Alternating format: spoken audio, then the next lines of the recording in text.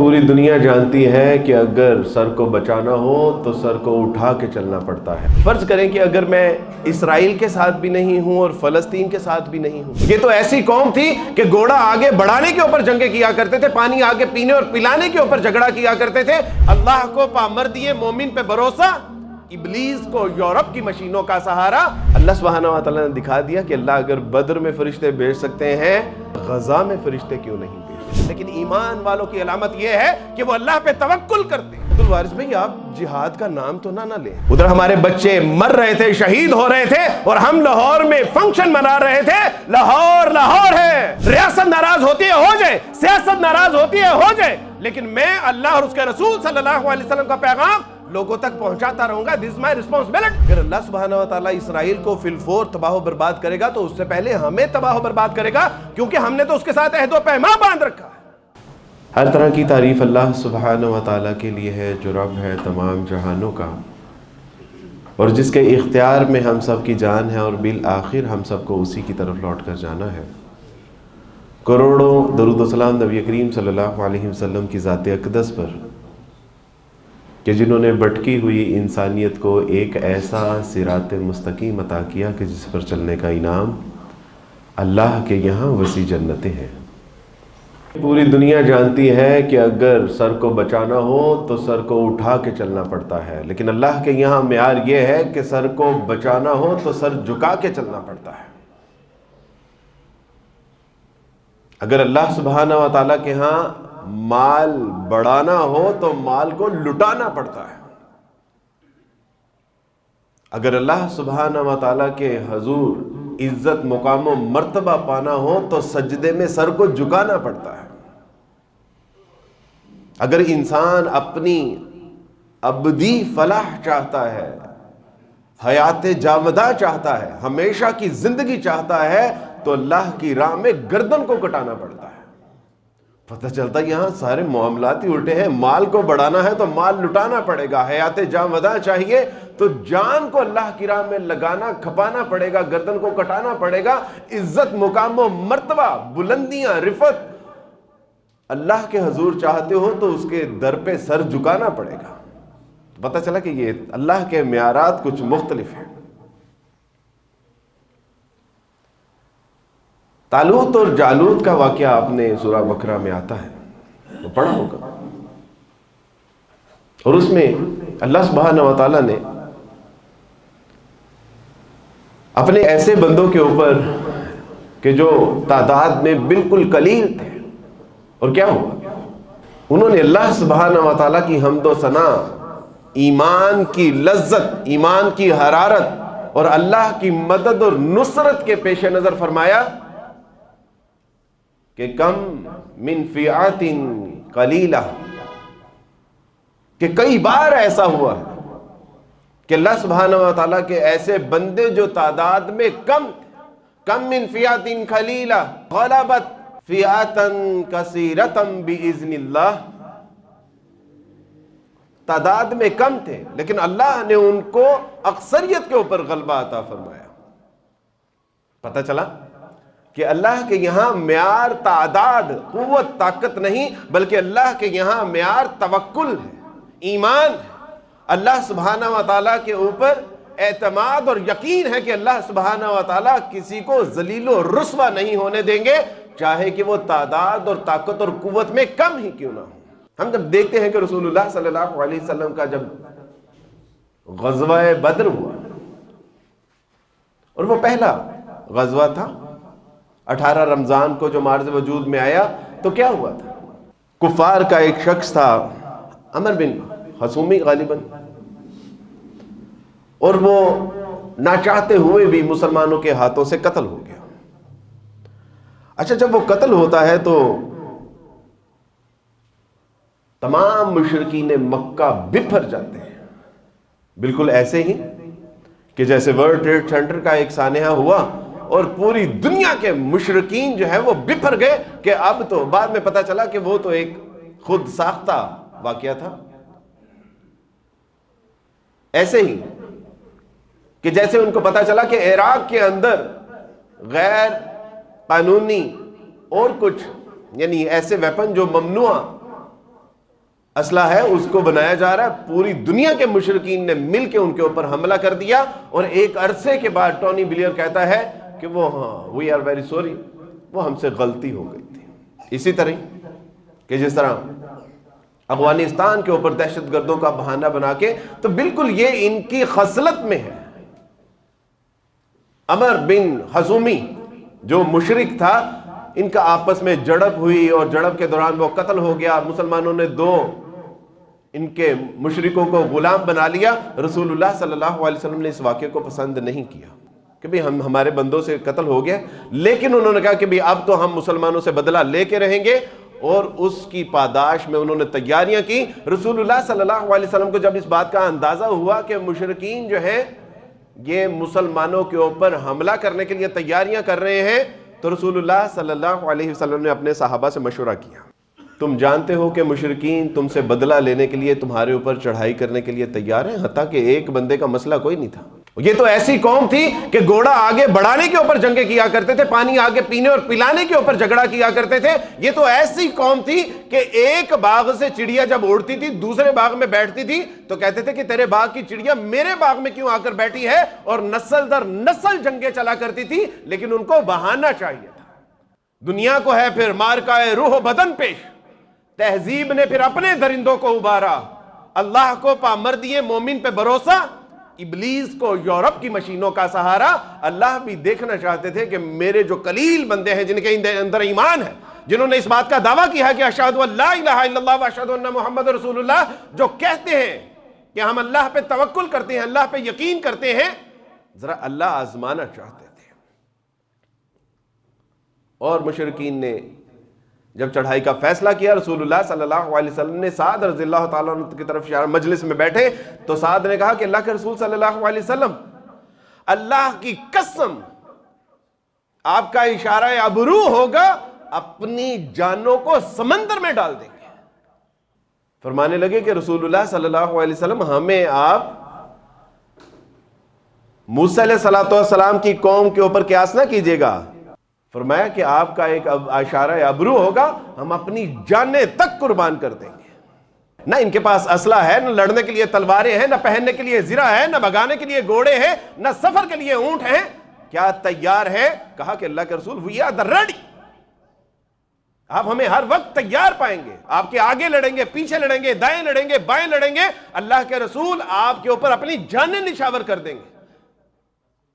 رسول اللہ صلی اللہ علیہ وسلم کے پاس جبرائیل آئے، اور جبرائیل علیہ السلام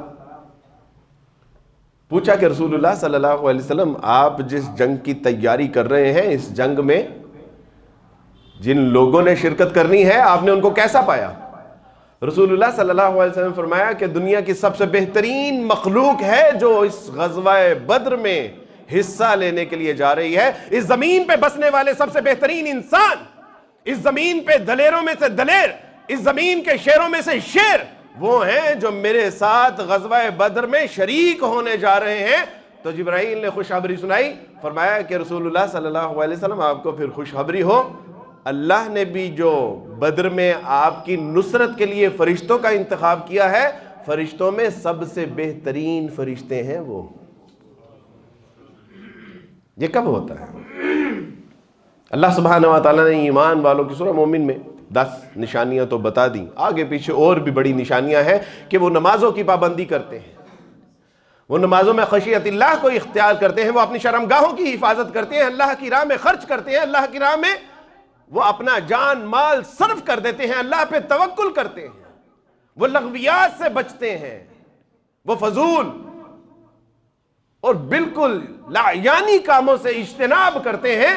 لیکن ان جو مومنین کی اوصاف ہے ان میں ایک صفت یہ ہے، اللہ کی راہ میں لڑتے ہیں، مرتے ہیں، وہ اللہ پہ توکل بھی کرتے ہیں۔ مصیبت یہ ہے کہ ہمیں یہ بتائی نہیں جاتی کہ بھی یہ بھی صفت ہے۔ ایمان والوں کے اندر اللہ پہ توکل اور اللہ کی راہ میں لڑنا، اللہ کی راہ میں ڈٹ جانا، وہ تعداد کو نہیں دیکھتے، وہ طاقت اور قوت کو نہیں دیکھتے، وہ یہ دیکھتے ہیں کہ اگر اللہ سبحانہ و تعالیٰ نے اس وقت جو سچویشن ہے، اگر یہ اس بات کا تقاضا کر رہی ہے کہ میں اپنے ماں باپ بہن بھائی رشتہ دار دوست احباب اور امت مسلمہ کے یتیم مسکین اور ان معصوم اور کمزور لوگ جو پس رہے ہیں ان کی مدد کے لیے اگر اللہ سبحانہ و تعالیٰ مجھ سے تقاضا کر رہے ہیں تو میری جان مال ہر چیز اللہ کے لیے حاضر ہے. ایمان والوں کی ایک علامت یہ بھی ہے.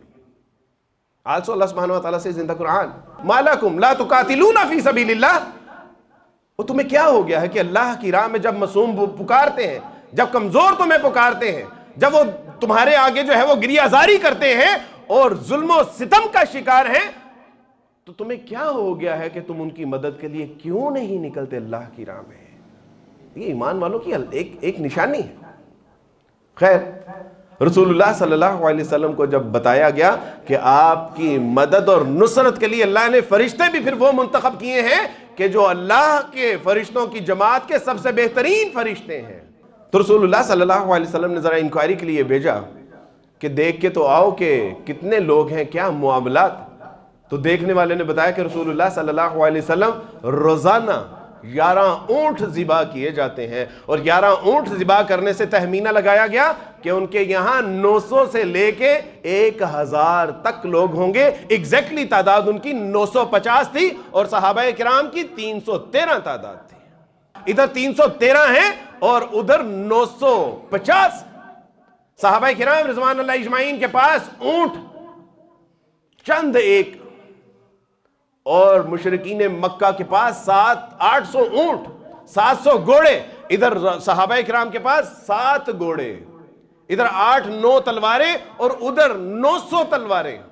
آپ تصور کیجئے کہ کوئی موازنہ ہی نہیں تھا. 11 اونٹ روزانہ ذبح کیے جا رہے ہیں، اور صحابہ کرام کے پاس کسی کے پاس سیر کھجور ہے، کسی کے پاس آدھ سیر کھجور ہے، اور یہ معاملہ کوئی کمپیریزن ہی نہیں ہے.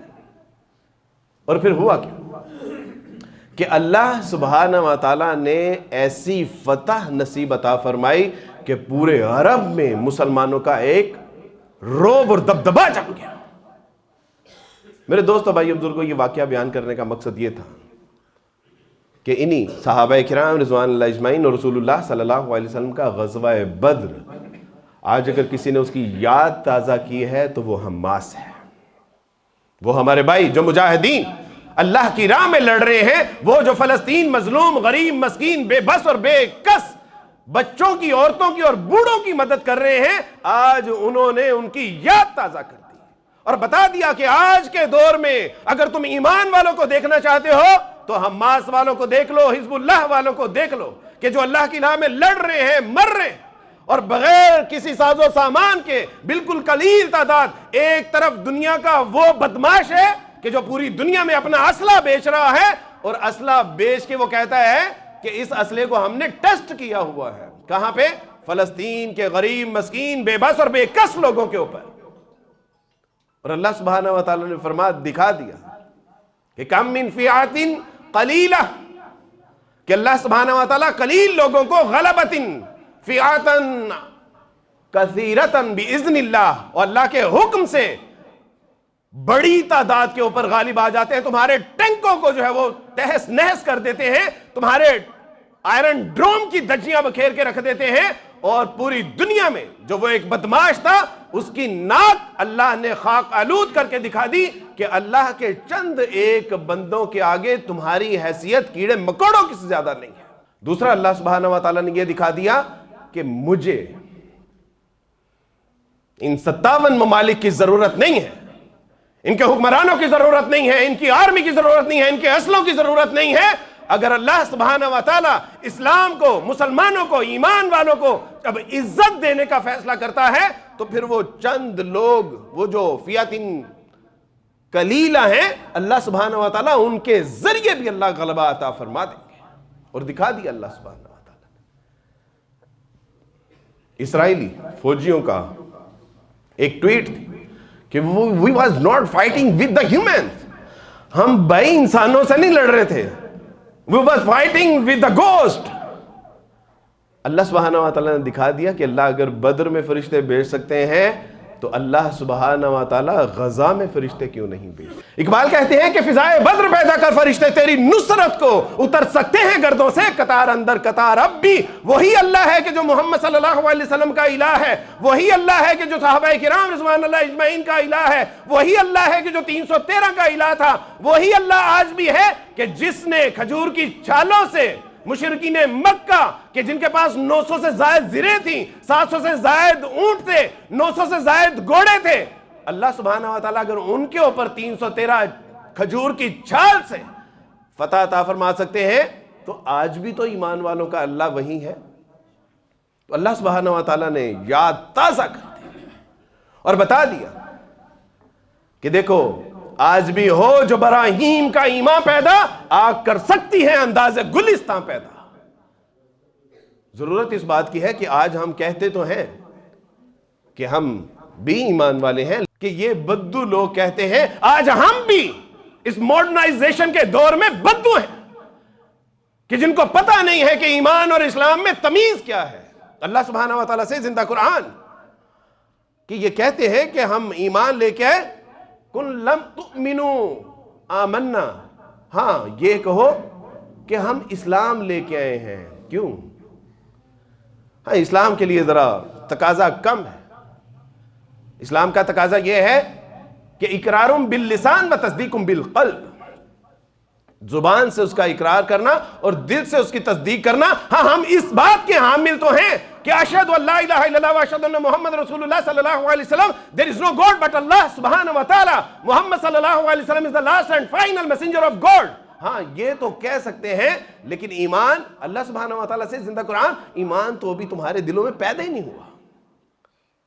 ہاں اگر ایمان دیکھنا ہے، اللہ کے مومن بندے دیکھنے ہیں تو وہ یہ ہے، ان الذین قالوا ربنا اللہ ثم استقاموا تتنزل علیہم الملائکہ الا تخافوا، ان کو کسی چیز کا خوف نہیں ہوتا، ولا تحزنوا، وہ کسی غم میں مبتلا نہیں ہوتے، اور ان کو بشارت ہے جنت کی اللہ ایسے لوگوں کے اوپر کہ جو کہتے ہیں کہ ہمارا رب اللہ ہے، اور پھر اس کے اوپر ڈٹ جاتے ہیں، اڑ جاتے ہیں، اس میں اوپر استقامت کا مظاہرہ کرتے ہیں اور توکل کرتے ہیں کہ اللہ ہمیں تنہا نہیں چھوڑے گا۔ اللہ ایسے لوگوں کے اوپر اپنے فرشتے نازل فرماتے ہیں اور وہ کہتے ہیں کہ گھبرانے کی ضرورت نہیں ہے، there is no، don't be sad, don't be worry about that، کوئی ضرورت نہیں ہے ٹینشن لینے کی، پریشان ہونے کی، غم زدہ ہونے کی، اور اللہ ان کو بشارت دیتے ہیں جنتوں کی۔ ایمان کی علامت یہ، ڈاکٹر اسرار رحمہ اللہ اکثر فرمایا کرتے تھے، وہ کہتے تھے یہاں قرآن سچا نہیں ہے، یہاں مسلمان جھوٹے ہیں۔ قرآن کہتا ہے وَلَا تَهِنُوا وَلَا تَحْزَنُوا أَنْتُمُ الْأَعْلَوْنَ إِن كُنتُم مُؤْمِنِينَ، دیکھو گھبرانے کی ضرورت نہیں ہے، وَلَا تَهِنُوا وَلَا تَحْزَنُوا، غم زدہ ہونے کی ضرورت نہیں ہے، وَأَنْتُمُ الْأَعْلَوْنَ إِن كُنتُم مُؤْمِنِينَ، اگر تم ایمان والے ہوئے تو اللہ غلبہ تمہیں ہی عطا فرمائیں گے۔ اور دیکھ لیا کہ اس وقت 57 ممالک کے لوگ جو باتیں بنا رہے تھے، جو اپنے اصلوں کی نمائش کر رہے تھے، جو بڑے بڑے لیکچر دے رہے تھے، جو دھمکیاں دے رہے تھے، ان کو کان کھول کے سن لینا چاہیے کہ اللہ سبحانہ و تعالیٰ نے آج غیر مسلموں کی زبان سے، رات کو میں ایک امریکن خاتون کا بیان سن رہا تھا کہ جس کے بارے میں مجھے غالب گمان ہے کہ آج نہیں تو کل ضرور وہ اسلام قبول کر لے گی، اس نے کہا کہ میں نے فلسطین اور غزہ کے لوگوں کی استقامت سے اس بات کو پہچانا کہ واقعی ان کا کوئی الہ ہے کہ جس کے اوپر وہ توکل کرتے ہیں، جو ان کی مدد کرتا ہے، جنہوں نے پہاڑ کی طرح ان کو استقامت عطا فرمائی۔ اور رو رہی تھی، اس نے کہا کہ میں نے دیکھا کہ واقعی ان کا کوئی الہ ہے کہ جن سے ان کو امید ہے، جنہوں نے اس کو طاقت اور قوت دے رکھی ہے، یہ لوگ جس کے اوپر توکل کرتے ہیں اور اتنے مصائب اور مسائل، تنگی، تکلیفیں، پریشانی، مجبوریوں کے باوجود پہاڑ کی طرح ڈٹے ہوئے ہیں، واللہ مع الصابرین، اور اللہ صبر کرنے والوں کے ساتھ۔ اور اللہ کی قسم کھا کے کہتا ہوں میں آپ کو کہ وہ عورت آج نہیں تو کل ضرور بضرور اسلام قبول کر لے گی انشاءاللہ۔ اور اللہ سبحانہ و تعالیٰ کو ایمان والے مطلوب ہیں، اسلام والے تو رسول اللہ کو کہہ دیا تھا کہ آپ دیکھیں گے کہ لوگ گروہ در گروہ اب اسلام میں داخل ہوں گے، لیکن ایمان والوں کی علامت یہ ہے کہ وہ اللہ پہ توکل کرتے، اللہ پہ یقین کرتے، ان کا اٹھنا بیٹھنا سونا جاگنا سب کچھ اللہ کے لیے ہوتا ہے۔ یونیورسٹی میں جانا ہوتا ہے، وہ کہتے ہیں عبد الوارث بھائی آپ جہاد کا نام تو نہ لیں، what are you talking about? پھر نکال دیجئے ابو بکر صدیق عمر علی اور عثمان کے تذکرے کر رہے ہیں کہ وہ تو ساری زندگی جہاد میں لڑتے اور اللہ کی راہ میں کھپتے رہے، پھر کیوں تذکرے کرتے ہیں شجاعت علی کی شجاعت کے اور خالد بن ولید کی بہادری کے؟ پھر نکال دیجئے۔ آپ ان کو سیف اللہ بھی کہتے ہیں، حیدر کرار بھی کہتے ہیں، اور ساتھ میں کہتے ہیں کہ آپ جو ہے وہ جہاد کا نام نہ لیں۔ کیا بات کرتے ہیں؟ مجھے تو بھائی کو پکڑتا ہے پکڑ لے، مجھے کو لے کے جاتا ہے لے جائے، مجھ سے جماعتیں ناراض ہوتی ہیں ہو جائے، ریاست ناراض ہوتی ہے ہو جائے، سیاست ناراض ہوتی ہے ہو جائے، لیکن میں اللہ اور اس کے رسول صلی اللہ علیہ وسلم کا پیغام لوگوں تک پہنچاتا رہوں گا۔ دس مائی ریسپانسبلٹی۔ اور ویسے بھی یاد رکھیے، یہ دین یہ کمزور آدمی کا دین نہیں ہے، یہ ڈربوک آدمی کا دین نہیں ہے، یہ کائر کا دین نہیں ہے، یہ منافق کا دین نہیں ہے۔ دین اسلام کو ایسے لوگوں کی ضرورت نہیں ہے، دین اسلام کو کائر اور کمزور کی ضرورت نہیں ہے، دین اسلام کو منافق کی ضرورت نہیں ہے کہ جو اندر تو جہاد کا نام لیتا ہو، اندر تو رسول اللہ کے غزووں کی تاریخ بیان کرتا ہو، اندر تو بہادر و شجاعت کے جو ہے وہ قصے سناتا ہو، لیکن باہر کہتا ہو کہ نہیں آل از ویل، سب ٹھیک ہے، ہمیں سعودیہ کی، ہمیں قطر کی، ہمیں جو ہے وہ ترکی کی پیروی اختیار کرنی چاہیے۔ کہ جب اسرائیل کے جہاز اڑتے ہیں تو اس میں بہرحال تیل ترکی کی کمپنی کا ہی ڈلتا ہے، اسرائیل کے پاس تو اپنا کوئی تیل نہیں ہے۔ یہ بتانا پڑے گا ہمیں، اور ہمیں اس منافقت سے نکلنا ہوگا میرے دوستوں بھائیو بزرگوں۔ اگر ایمان والے بن کے جینا ہے تو ایمان دلیر ہوتا ہے، ایمان والے شیر ہوتے ہیں، ان کو اللہ سبحانہ وتعالی باز کی نظر عطا فرماتا ہے اور چیتے کا جگر عطا فرماتا ہے، پھر وہ ڈرتے نہیں ہیں، پھر وہ کسی مصلحت پسندی کا شکار نہیں ہوتے۔ آج اللہ سبحانہ وتعالی نے دیکھ لیا کہ شیروں کو دیکھنا ہے، ایمان والوں کو دیکھنا ہے تو ان کے بال اور ان کی کھال کو نہیں، بلکہ ان کے جبڑے کی جکڑ، ان کی آواز کی گرج اور ان کے پنجے کی پکڑ سے ان کو جو ہے پہچانا جاتا ہے کہ شیر کون ہے اور منافق کون ہے۔ اللہ سبحانہ وتعالی نے، سچی بات ہے کہ یہ 14,000 شہادتوں سے اس بات کا پتہ چل گیا کہ کون اللہ والے ہیں اور کون۔ ایک بچے نے مجھے کہا، اس نے کہا کہ عبد الوارث بھائی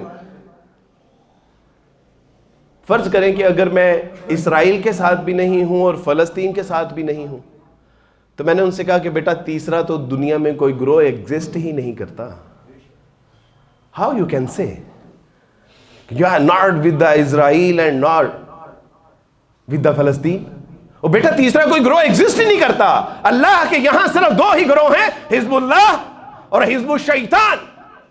ایک وہ گروہ کہ جو اللہ کے لیے لڑنے مرنے والا ہے، اللہ کے حضور سجدے کرنے والا ہے، اللہ کی راہ میں خرچ کرنے والا ہے، اللہ کی راہ میں اپنی جان مال عزت آبرو سب قربان کرنے والا ہے، ایک وہ ہے۔ اور ایک وہ ہے کہ جو دنیا میں فتنہ اور فساد پھیلانے والا ہے، جو خون بہانے والا ہے، ایک وہ گروہ ہے۔ بیٹا تیسرا تو کوئی گروہ ایگزسٹ کرتا ہی نہیں۔ ہاں اگر کرتا ہے تو پھر منافقین کا ہو سکتا ہے، لیکن وہ بھی حزب الشیطان میں ہے، وہ تیسرا گروہ نہیں۔ آج ہمیں اس بات کا ثبوت دینا ہوگا کہ میں حزب اللہ کے ساتھ ہوں یا حزب الشیطان کے ساتھ ہوں۔ اور یہ حزب اللہ یمن کی جماعت کی بات نہیں ہو رہی، شام کی جماعت کی بات نہیں ہو رہی، اللہ نے قرآن میں حزب اللہ کا لفظ استعمال کیے، جماعت، اللہ کی جماعت۔ میرے دوستو بھائیو بزرگوں، اللہ سبحانہ وتعالی نے میرے اور آپ کے لیے یہ جو 14,000 شہادتیں ہیں، یہ جو 14,000 اموات ہیں، یہ جو 14,000 ہمارے گھروں کے جنازے ہیں، یہ لوگوں کے چہروں کو ننگا کرنے کے لیے انہوں نے اپنی قربانیاں دی ہیں۔ یاد رکھیے، اور یاد رکھیے کہ اگر ہم بھی چاہتے ہیں کہ ہمارا شمار ان لوگوں میں ہو کہ جن کے بارے میں اللہ سبحانہ وتعالیٰ کہتے ہیں کہ ان الذین قالوا ربنا اللہ ثم استقاموا تتنزل علیہم الملائکہ الا تخافوا ولا تحزنوا وابشروا بالجنۃ التي کنتم توعدون، اگر چاہتے ہیں تو کم سے کم ہمیں تو اچھا مسلمان بننا چاہیے۔ دیکھیں ہم ان کے لیے جہاد نہیں کر سکتے، ٹھیک ہے، حکومت کی طرف سے پابندی ہے کہ بھئی انفرادی طور پہ اس طرح کی کوئی حرکت نہیں کہے گا، لبیک، دیر از نو پرابلم. لیکن رات کو تہجد پڑھنے کے حوالے سے مجھے اور آپ کو حکومت نے روکا ہے. آج جتنا رش ہے مجھے بتائیے کہ کل ظہر کی نماز کے وقت اتنا رش یہاں پر ہوگا؟ کیا فجر کی نماز میں یہاں 3 صفیں ہوتی ہیں؟ کیا روزوں میں ہم سب سارے روزے رکھتے ہیں؟ کیا اپنے مال جو ہم نے جمع سینت کر کے رکھا ہوا ہے، کیا اس میں اللہ کی راہ میں خرچ کرنے میں کسی نے ہمیں روک رکھا ہے؟ اور اس کے لیے ضروری ہے کہ مجھے، آپ کو، ہم سب کو ایک اچھا مسلمان بننا ہوگا. اس کے سوا ہمارے پاس کوئی دوسرا چارہ نہیں. اپنے من میں ڈوب کر پا جا سراغ زندگی، تو اگر میرا نہیں بنتا نہ بن، اپنا تو بن. اس لیے نہیں تیاری کریں کہ آپ کو اللہ کی راہ میں لڑنا ہے، مرنا ہے. اس لیے تو تیاری کریں کہ قبر میں تو آپ نے حساب دینا ہے. ایک صاحب پوچھنے لگے کہ عبدالوارث بھائی، اتنا ظلم کہ غیر مسلم بھی چیخ اٹھے ہیں، عبدالوارث بھائی یہ اتنا ظلم دیکھنے کے بعد اللہ سبحانہ و تعالی کیوں اسرائیل کو تباہ و برباد نہیں کر رہے ہیں؟ تو میں نے ان سے کہا کہ اسرائیل جتنی قتل و غارت اور بربریت برپا کیے ہوئے ہے، کیا مسلمانوں نے کم کی ہے؟ ادھر ہمارے بچے مر رہے تھے، شہید ہو رہے تھے، اور ہم لاہور میں فنکشن منا رہے تھے. لاہور ہے. ادھر ہمارے بچوں کے گھروں کے اوپر فارس بم گرائے جا رہے تھے، اور ریاض سٹی میں sound of storm musical festival منایا جا رہا تھا. یہ اللہ کے عذاب کو کم دعوت دینے کا ذریعہ ہے؟ ادھر فلسطین میں تباہ اور بربادی اسرائیل نے مچا رکھی تھی، اور ادھر ہمارے حکمران یہ ہمیں خوشخبری دے رہے تھے کہ سودی قرضے منظور ہو گئے ہیں. اور اللہ سبحانہ و تعالیٰ اس کو کیا کہتے ہیں؟ اللہ کہتے ہیں کہ یہ اللہ کے ساتھ کھلی جنگ ہے. اگر اللہ سبحانہ و تعالیٰ اسرائیل کو فی الفور تباہ و برباد کرے گا تو اس سے پہلے ہمیں تباہ و برباد کرے گا، کیونکہ ہم نے تو اس کے ساتھ عہد و پیمان باندھ رکھا ہے. 100%، 2.25 ارب مسلمانوں میں سے صرف 4% نماز پڑھتے ہیں. یہ کم اللہ کے عذاب کو دعوت دینے والی بات ہے؟ روزوں میں ہم دیکھتے ہیں کہ ریسٹورنٹ کھلے ہیں، سرعام لوگ کھانا کھا رہے ہیں. یہ اللہ کے عذاب کو کم دعوت دینے والی بات ہے؟ فحاشی عریانی لاہور میں سکرٹ پہن کے آپ کے کالج اور یونیورسٹیوں میں ناچ رنگ ہوتا ہے، کیا یہ کم اللہ کے عذاب کو دعوت دینے کی بات ہے؟ اگر ہم نے یہی کچھ کرنا تھا، گانا بجانا ہی کرنا تھا، تو پھر بمبے کی گانے والی اور دہلی کی ناچنے والی بری نہیں تھی. لیکن ہم نے اللہ سبحانہ و تعالیٰ سے ایک وطن لیا اسلام کے نام پہ، ایمان کے لیے، کہ جہاں پہ اسلام کا ایک عملی نمونہ قائم کیا جائے گا، وہاں ہم نے کیا کیا؟ یاد رکھیں، ایک بے بسی کے حوالے سے آخری بات. امام شافعی رحم اللہ کے ایک شاگرد تھے، اور وہ حق گو تھے، پکڑے گئے، پابند سلاسل کر دیے گئے، اور پابند سلاسل ہونے کے بعد جمعے کی اذان ہوئی، کپڑے پکڑے، واش روم میں گئے، غسل کیا، کپڑے پہن کے باہر آئے، اور سارا منظر ایک سپاہی دیکھ رہا تھا، اور پتہ بھی ہے کہ یہ باہر نہیں جا سکتے، پھر بھی کپڑے پکڑے ہیں، غسل کیا ہے، باہر آئے ہیں، اور کہا کہ میں نے جمعے کے لیے جانا ہے. تو کہا کہ امام صاحب پتہ تو آپ کو بھی ہے کہ میں آپ کو جانے نہیں دوں گا، پھر بھی آپ ہر جمعے یہی حرکت کرتے ہیں. تو کہا کہ اللہ سبحانہ و تعالیٰ جی آپ گواہ رہیے گا، میں نے کپڑے بھی غسل بھی کیا تھا، کپڑے بھی پہنے تھے، میرا اختیار یہیں تک تھا، اللہ آگے مجھے یہ جانے نہیں دے رہے، حشر والے دن میری پکڑ نہ کیجیے گا. لا یکلف اللہ نفسا الا وسعہا. اور اللہ سبحانہ و تعالیٰ نے جو بعض کی نظر عطا فرمائی ہے انٹرنیٹ کے لیے نہیں دی، وہ طائرانہ نظر اللہ نے اس لیے عطا فرمائی ہے کہ زمانے کا جائزہ لو اور دیکھو کہ تم اس دنیا میں کیوں بھیجے گئے ہو. عقابی روح جب بیدار ہوتی ہے جوانوں میں، نظر آتی ہے اس کو اپنی منزل آسمانوں میں. میں نے کہا اقبال کہاں آسمانوں میں؟ کہاں پرے ہے نیلی چرخ فام سے منزل مسلمہ کی، ستارے جس کی گرد راہ ہیں وہ کارواں تو ہے. یہ کلسٹر، یہ سپر کلسٹر، یہ گلیکسیز، یہ ملکی وے، یہ تیری منزل نہیں، تیری منزل میں اٹھنے والے قدموں کی خاک ہے، گرد ہے. تو میں نے کہا کہ اقبال پھر اللہ سبحانہ و تعالیٰ انہی نوجوانوں کو طاقت، ہمت، قوت عطا فرمائیں گے، اور یہی نوجوان اپنی قوم، ملک، ملت کی امید ہیں، یہ اس کی ڈارس ہیں، یہ اس کا سہارا ہے، اور اللہ سبحانہ و تعالیٰ انہی سے اپنے دین کے حیا کا کام لیں گے. نکل کے صحرا سے وہ جس نے روما کی سلطنت کو پلٹ دیا تھا، سنا ہے میں نے یہ قدسیوں سے وہ شیر پھر ہوشیار ہوگا. اللہ سبحانہ و تعالیٰ سے دعا ہے کہ اللہ سبحانہ و تعالیٰ بات کو سمجھ کے اس پہ عمل کرنے کی توفیق عطا فرمائے.